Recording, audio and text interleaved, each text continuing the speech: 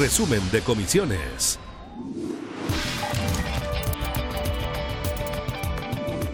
La Comisión de Salud de la Cámara de Diputados despachó el proyecto de ley que modifica el Código Sanitario para regular los medicamentos bioequivalentes genéricos y evitar la integración vertical de laboratorios y farmacias, más conocido como fármacos 2.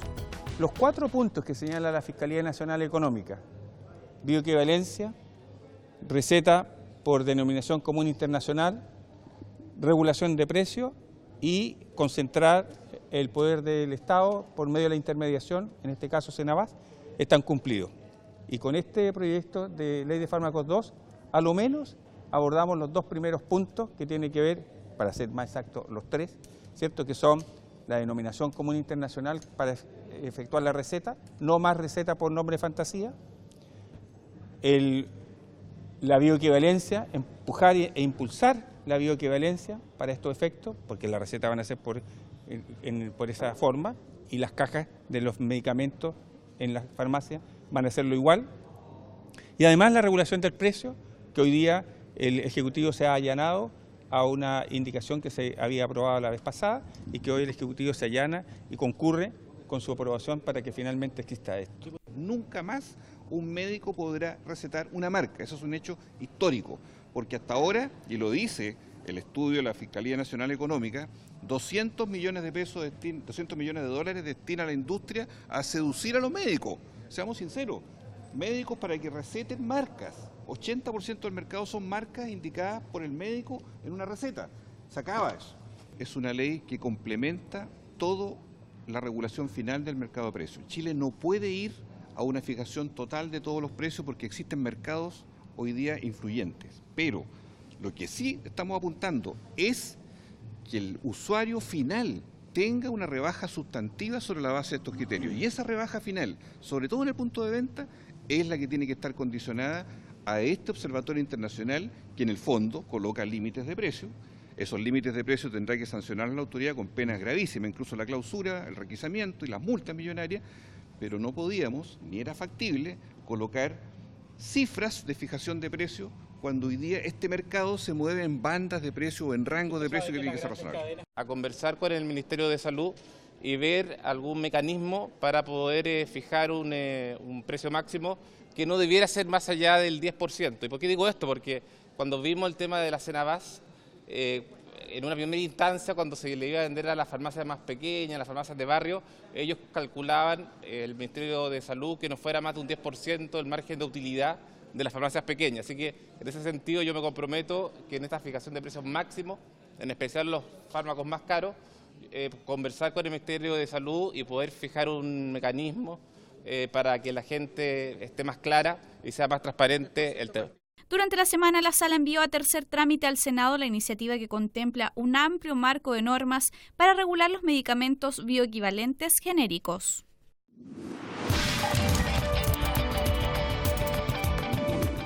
Escuchó las exposiciones de los acusadores, la diputada Carmen Hert y el diputado Jaime Naranjo, quienes detallaron las 2 causales del libelo, responsabilidad del jefe de gobierno en las graves, reiteradas y sistemáticas violaciones a los derechos humanos cometidas por agentes del Estado durante el último mes y haber comprometido gravemente el honor de la nación, dada la preocupación expresada por la comunidad internacional. Yo creo que lo más importante de todo este proceso de la acusación constitucional es justamente que la gente que ha vivido los abusos, los excesos, los horrores, y el ciudadano común y corriente en Chile que no los ha vivido, pero los ha visto, se pregunta, bueno, ¿y quién es el responsable de esto? ¿Va a haber algún responsable que va a pagar por esto o va a ser sentado en el banquillo de los acusados a lo menos para que pueda responder? Y yo creo que justamente esta acusación constitucional responde a eso. Dice, mire, aquí han habido hechos lamentables, excesos, horror en el país que no pueden quedar sin ningún tipo de responsabilidad. Porque una cosa es la responsabilidad jurídica, que la va a haber, por cierto, para aquellos que cometieron los excesos, pero también en esto hay una responsabilidad política.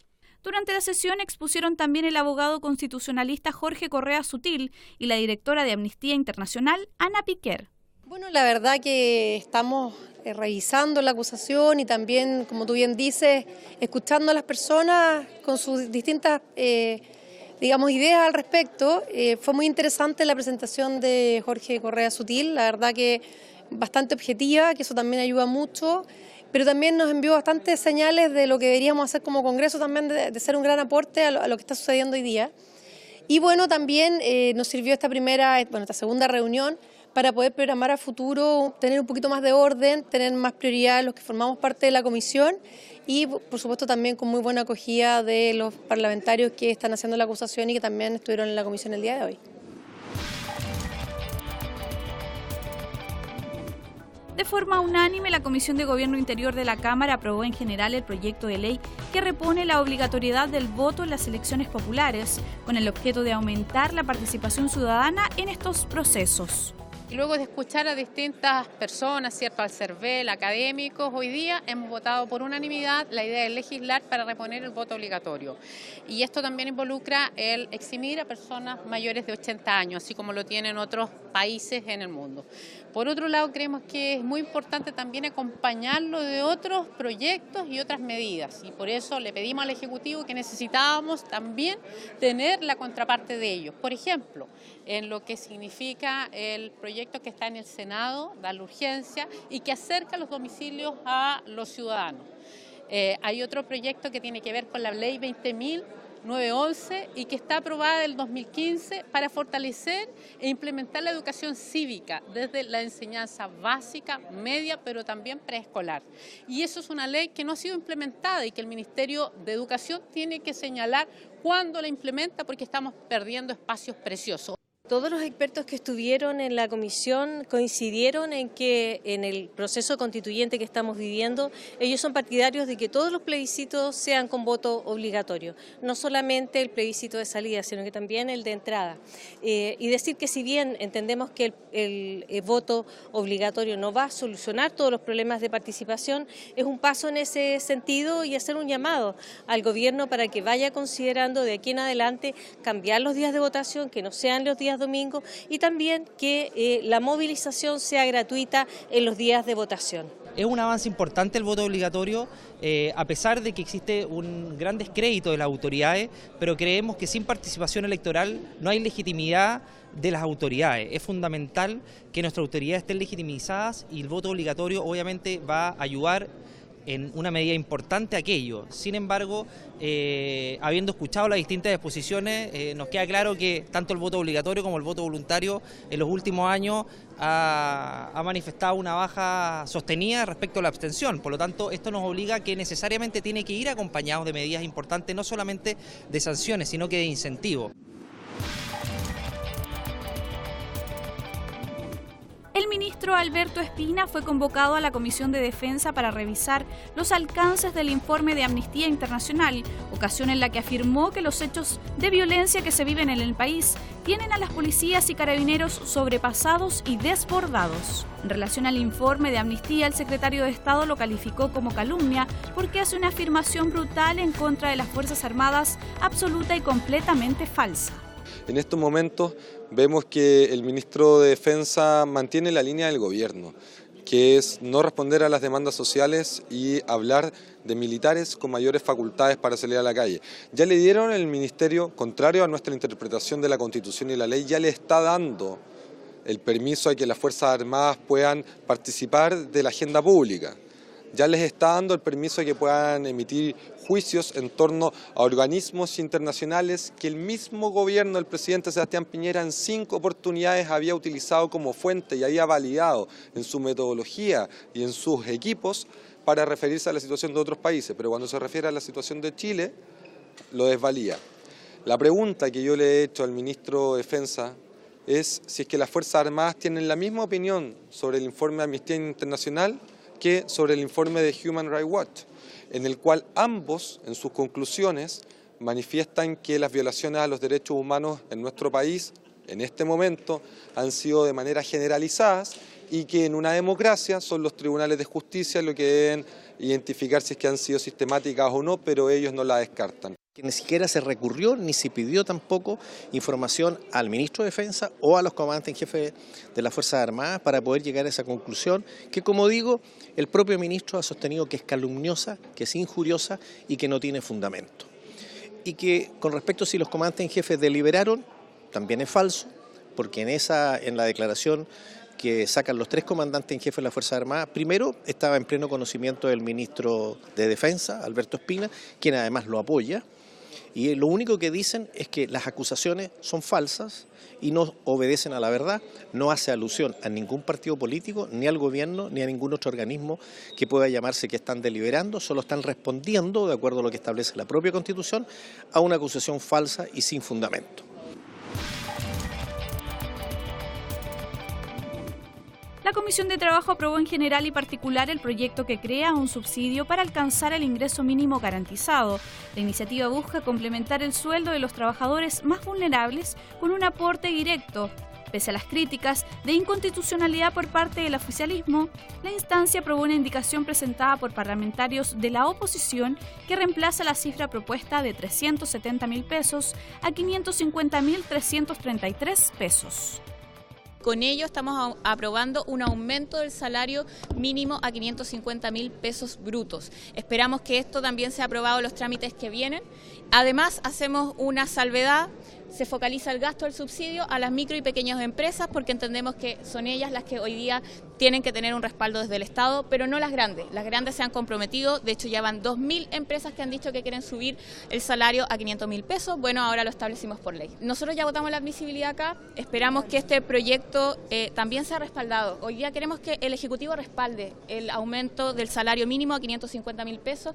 Así hemos visto que también lo han dicho algunos parlamentarios y esperamos que eso sea ley. Lamentablemente estamos viviendo lo mismo que vivimos en el proyecto 40 horas, donde se han ingresado indicaciones que son inconstitucionales, entre ellas que el subsidio aumente generando un costo fiscal de más de 500.000 pesos. ¿Eso qué significa? Que no es posible, por razones de que no tenemos la facultad para poder ejercer esa indicación y requiere el patrocinio del Ejecutivo. Y por otro lado, que es una indicación que a mi juicio nos parece grave, que es excluir a más de 200.000 trabajadores, porque la oposición dice que las grandes empresas no debieran tener este beneficio porque tienen una filosofía que esto es un beneficio a la empresa, no al trabajador.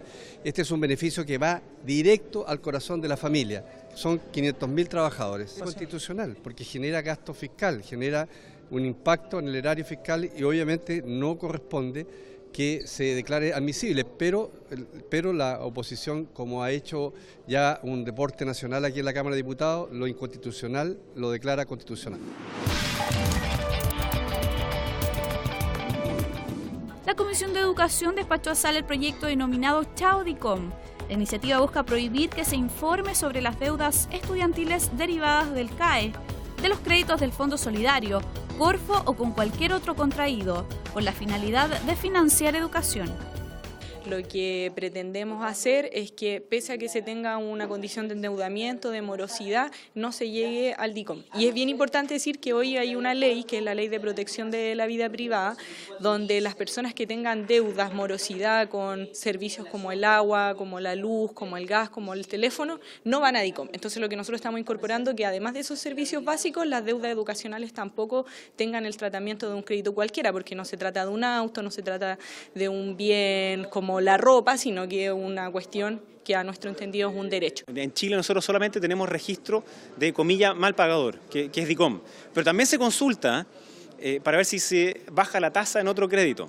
Entonces creo que es un error, especialmente para todos aquellos estudiantes que sí pagaron y que no cayeron en esa mora. Entonces estamos de acuerdo en sacar a los estudiantes del DICOM por los créditos que he mencionado, pero no nos parece que tenga que imposibilitarse o encarecerse la posibilidad que otros futuros estudiantes o futuros profesionales quieran también estudiar otras cosas, adaptarse o simplemente hacer cursos de perfeccionamiento hacia adelante. La Comisión de Hacienda despachó a sala el proyecto que aumenta las pensiones solidarias. La instancia aprobó en forma unánime la iniciativa que aumenta los montos de las pensiones básicas solidarias de vejez e invalidez y de la máxima con aporte solidario, aumento de 50% para los mayores de 80 años que se aplicará desde diciembre, aumento de 50% para los mayores de 80 años que se aplicará desde diciembre. Los adultos mayores hoy día reciben 110.000 pesos de pensión, esto va a subir a 165.000. Para algunos va a subir ahora, el 1 de diciembre, a ese monto. Para otros va a subir un poco menos y va a terminar llegando a ese monto en un año, y para los más jóvenes, los que tienen entre 65 y 75, en 24 meses más van a ver esa alza de 165.000, pero mientras tanto van a tener alzas parciales también.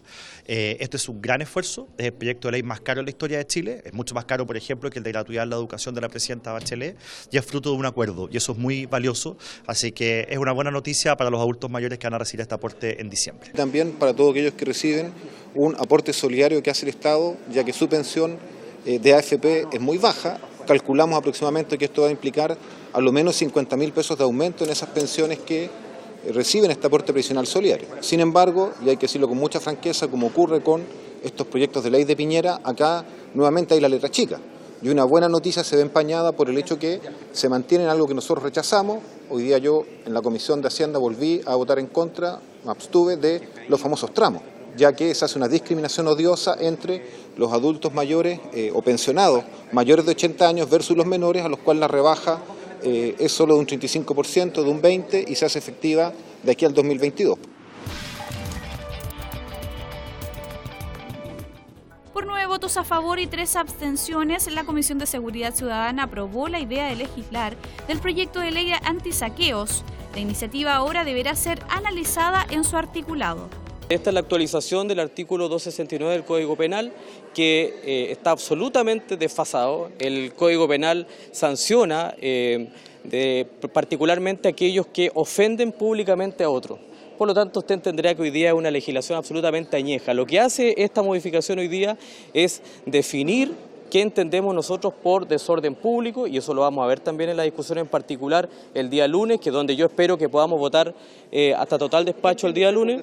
No es que va a solucionar el problema de la violencia, pero sí va a tener reglas claras para que los fiscales puedan hacer su pega, para que las policías puedan detener y tener pruebas para que la justicia opere. Nosotros creemos muy importante la señal hoy día que hemos dado de votar en general, mayoritariamente, para decir que esas conductas no, son delitos y no pueden ser admitidas en Chile.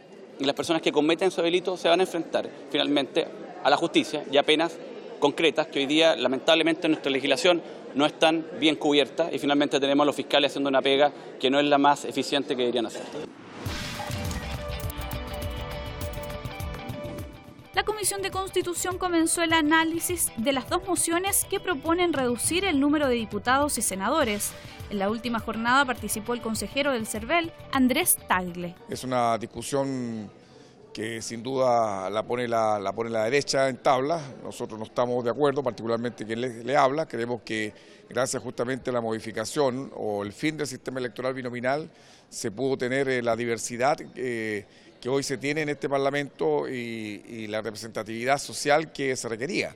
Hay que recordar que antes de que existiese este sistema proporcional, existía un sistema electoral binominal que duró más de 20 años y que permitió justamente la representación solo de la derecha y parte de las fuerzas democráticas, y creo que ha sido correcto haber instado por terminar con el sistema electoral binominal.